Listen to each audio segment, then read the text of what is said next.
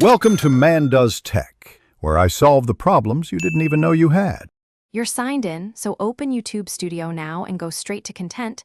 This is where your video's live. Once in Content, locate the specific video row. Make sure you're on the right account if you manage multiple channels. Click the video title or the pencil edit icon to open the video details page. That's where the description field sits. Don't stop at thumbnails or analytics. You need the Details tab to view and edit the description box directly.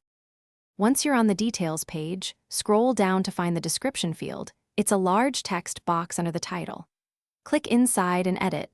Paste links, type timestamps like 0, 45, or add hashtags beginning with hash.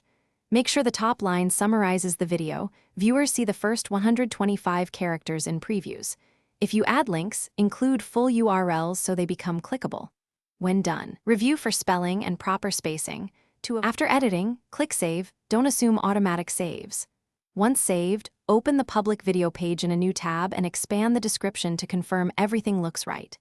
If the description doesn't appear or shows old text, clear your browser cache or try a hard refresh. Sometimes edits take a moment to propagate. Also, confirm your account has edit permissions. If you manage a brand account, switch to the correct profile and resave. That usually resolves the issue. Thanks for watching.